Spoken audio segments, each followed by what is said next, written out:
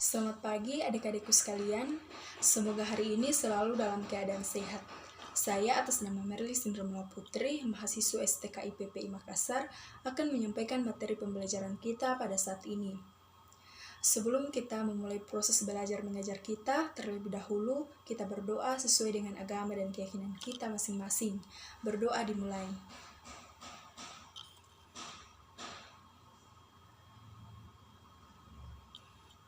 Berdoa selesai.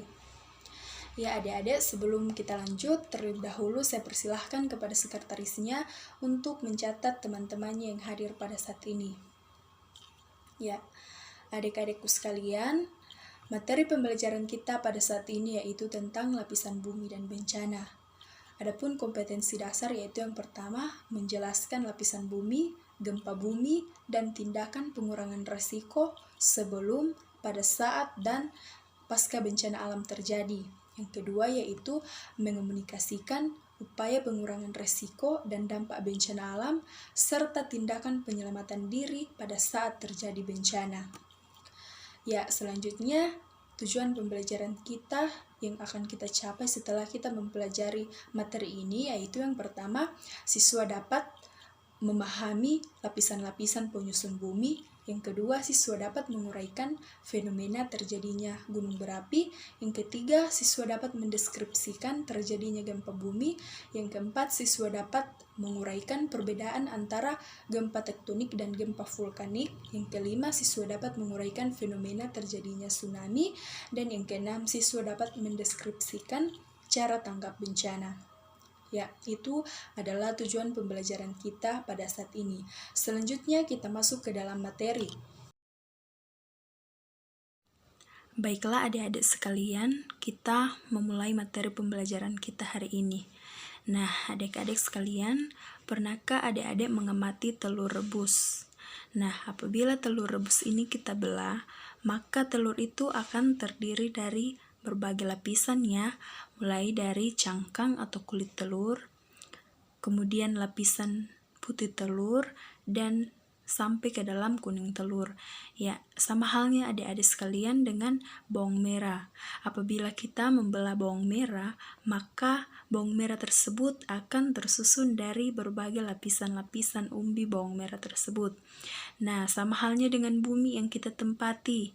Jadi pertanyaannya, apakah bumi yang kita tempati ini memiliki lapisan-lapisan juga? Sama kayak bawang merah atau telur rebus. Jadi, untuk mengetahui hal tersebut, marilah kita menyimak pembelajaran kita pada saat ini. Nah, yang pertama-tama perlu kita ketahui apa itu bumi. Jadi, bumi itu merupakan planet dalam galaksi Bima Sakti yang diketahui mampu menunjang kehidupan. Komponen-komponen pendukung kehidupan tersedia di bumi, mulai dari air, udara, dan tanah yang merupakan tempat tumbuhnya berbagai tanaman untuk mendukung kehidupan. Hal ini termasuk berbagai mineral dan hasil tambang yang dapat dieksplorasi. Secara umum, bumi terdiri atas 3 bagian, yaitu yang pertama kerak bumi. Kerak bumi merupakan bagian paling luar.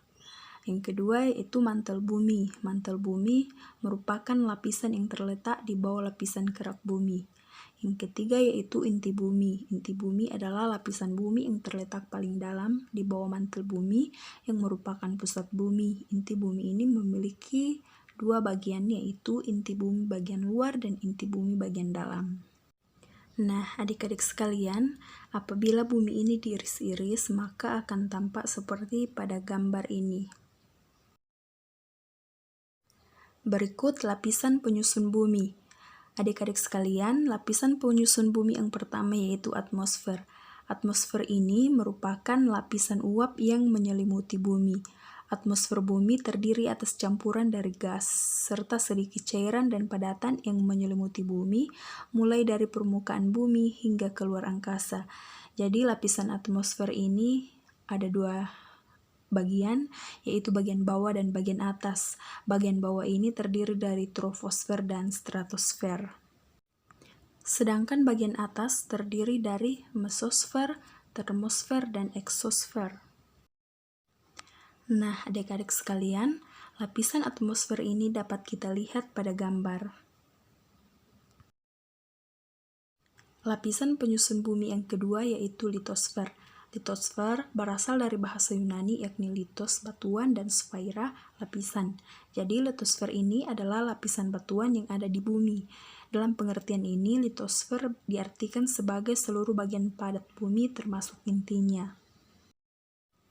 Lapisan penyusun bumi yang ketiga yaitu hidrosfer.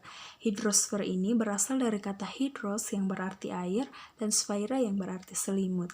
Jadi hidrosfer adalah lapisan air yang menyelimuti bumi.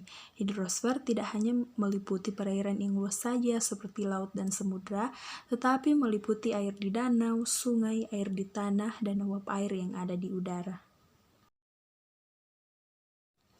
Berikut kita masuk ke dalam bencana. Ya, bencana merupakan suatu permasalahan yang amat besar yang dihadapi oleh bangsa Indonesia yang kemungkinan besar masih akan berlanjut di masa-masa yang akan datang. Bencana juga diartikan sebagai suatu peristiwa yang mengakibatkan dampak besar bagi populasi manusia. Ya, contoh bencana alam yaitu gunung berapi, gempa bumi, tsunami, dan lain-lain sebagainya. Baiklah adik-adik, yang pertama akan kita bahas yaitu fenomena terjadinya gunung berapi. Ya, apa sih itu gunung berapi? Jadi, gunung berapi itu adalah sebuah peristiwa alam yang terjadi di mana endapan magma yang berada di dalam perut bumi didorong oleh gas yang bertekanan tinggi. Ya, beberapa gunung berapi terbentuk karena tabrakan dua lempeng. Proses tersebut akan menghasilkan serangkaian gunung berapi. Jika terdapat dua lempeng yang bertabrakan, maka lempeng yang memiliki massa jenis yang lebih besar akan menekuk ke bawah lempeng yang massa jenisnya lebih rendah. Jika terjadi demikian, maka batuan pada lempeng yang menekuk akan melebur menjadi magma. Magma tersebut akan naik menuju permukaan karena perbedaan massa jenis. Naiknya magma ke permukaan menyebabkan erupsi. Erupsi disebabkan oleh tekanan gas yang kuat dari dalam bumi yang terus-menerus mendorong magma.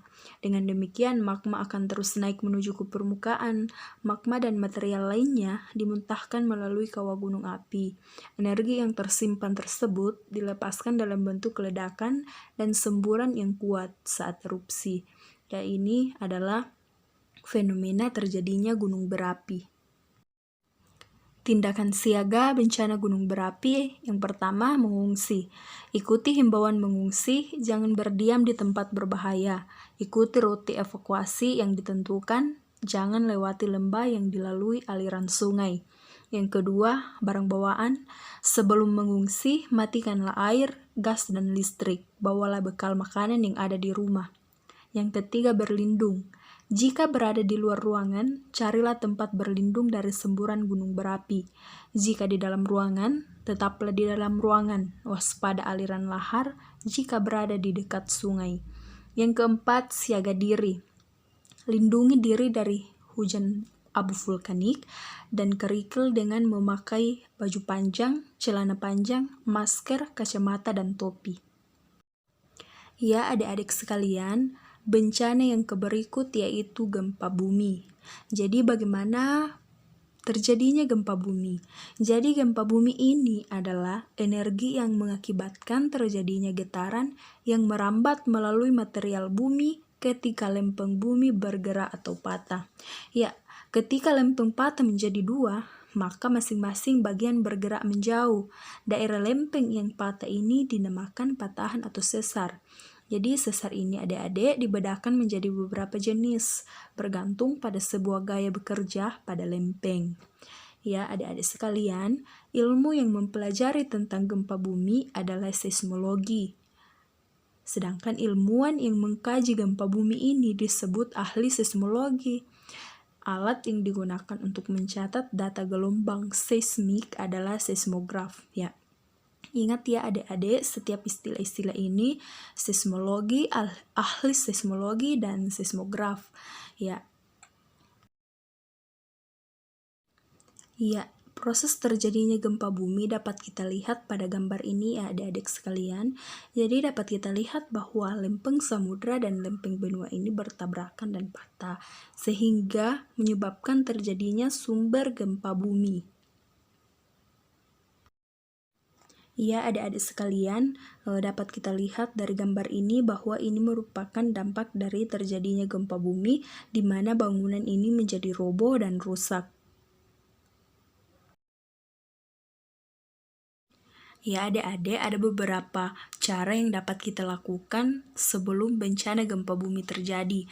Yang pertama yaitu merenovasi rumah agar tahan gempa. Yang kedua, cek kestabilan benda yang menggantung. Yang ketiga, pelajari lingkungan sekitar kita.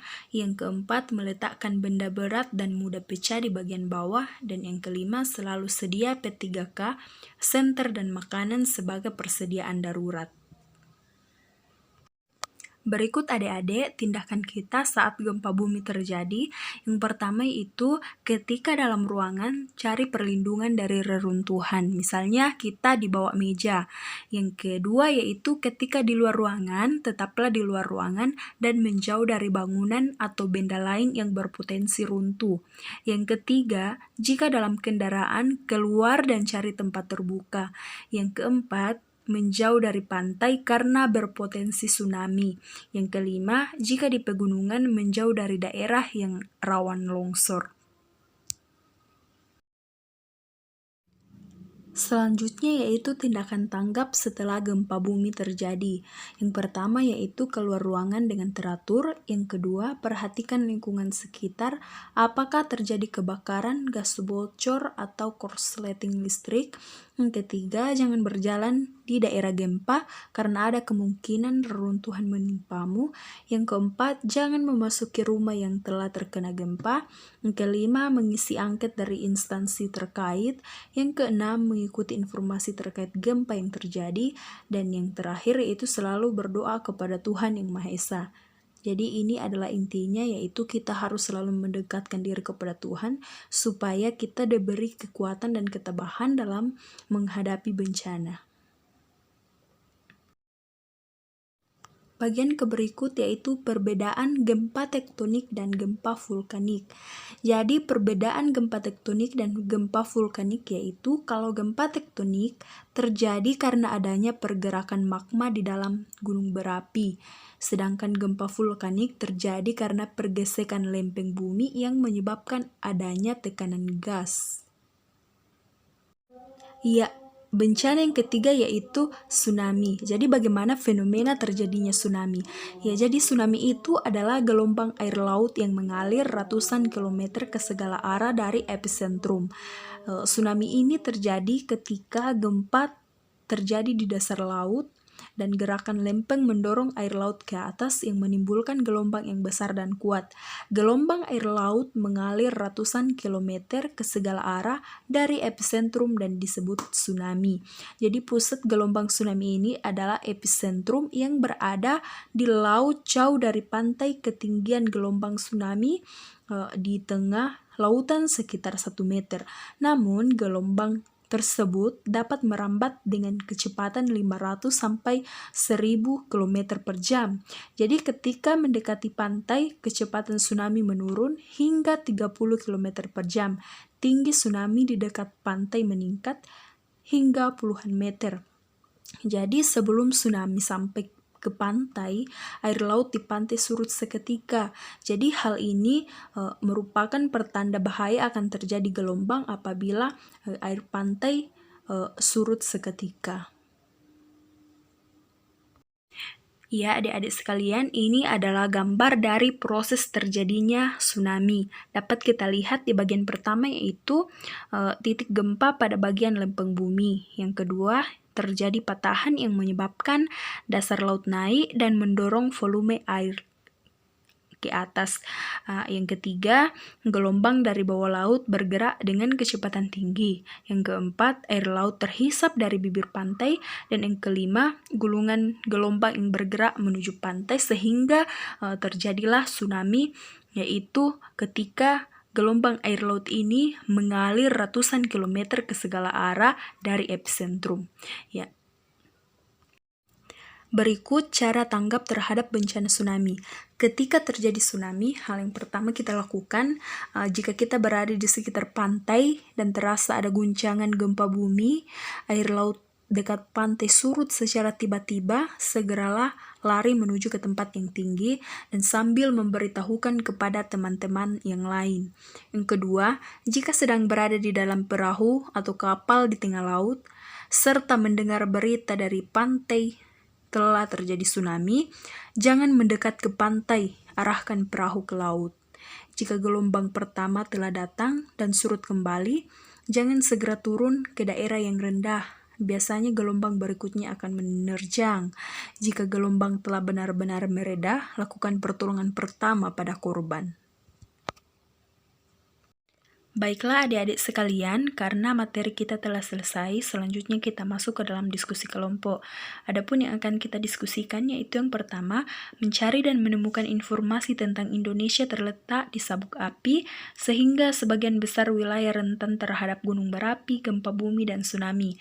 Yang kedua, menggambar gunung berapi, dan yang ketiga, mencari permasalahan yang terkait dengan penyebab fenomena alam, gunung berapi, gempa bumi, dan tsunami. Ya, untuk kelompoknya sesuai dengan urutan absen, dan setiap kelompok terdiri dari 3 orang. Ya, jadi karena waktu kita tidak memungkinkan untuk melakukan diskusi pada saat ini, maka diskusi kelompok ini Ibu ganti dengan tugas kelompok. Jadi tetap mengerjakan tugasnya secara per kelompok, dan untuk minggu depan akan dipresentasikan. Tiap kelompok akan mempresentasikan hasil diskusi kelompoknya.